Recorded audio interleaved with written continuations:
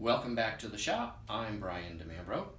Let's take a look at a small lot of 5 mid-19th century American geography books, which were all published and intended for young people in the United States. They're in period bindings with paper-covered boards, leather spines that are gilt lettered and ruled. And let's see, we'll open this first one, and what we find is this very interesting wood engraved frontis, the stages of society beginning at barbarous, then savage, half civilized, and look at this, Asiatic nations are shown here. And then we have civilized and enlightened, which of course would seem to signify Europe and America. So this is 1849 by Mitchell and Thomas Copperthwaite, very large names in cartographic history in the United States. Books like this are absolutely fascinating to go through, really, because of the range of illustrations they contain, as well as the implied cultural viewpoints and perspectives that are embedded within the narrative.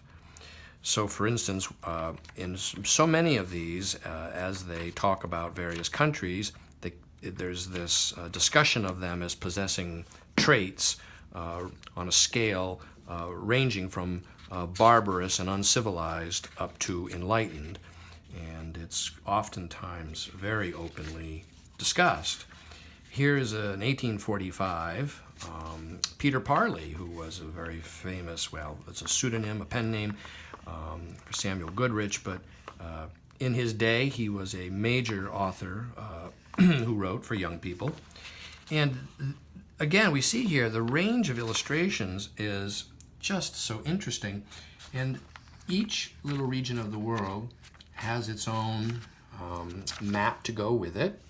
And there is sort of the south part of the United States. There's a bird's eye view. There's New England. There's all of North America here. Just, yeah, you could really, this would be fun reading. Look at that, an Arab and his family.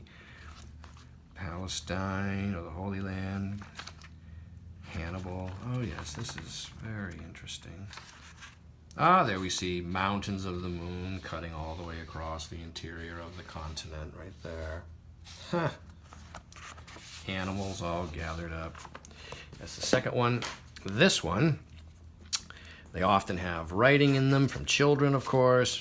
Only makes sense since they were published for children. This is 1858. Here we have a schoolroom with a young woman teacher using a wall map to instruct her students. And what we find in this one is original hand-colored maps. Here we are. This hand color is all original to this. Again, we see small wood engravings.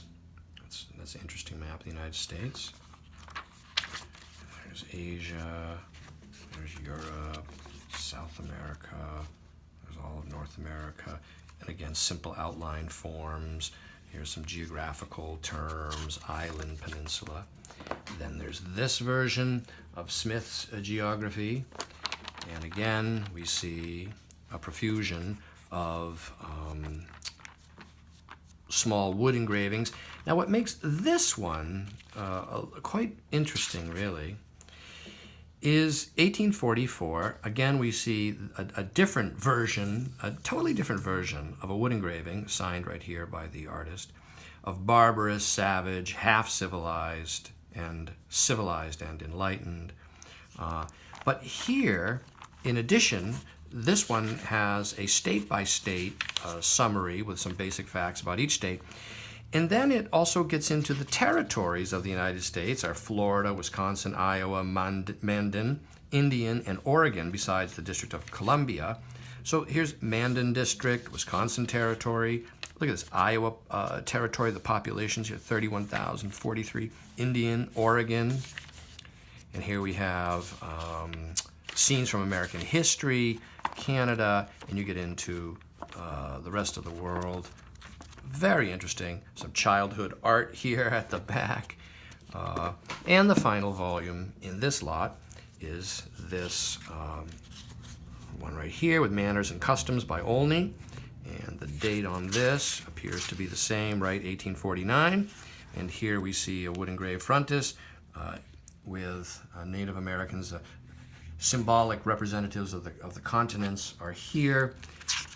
And again, a profusion of charming small wood engravings all throughout.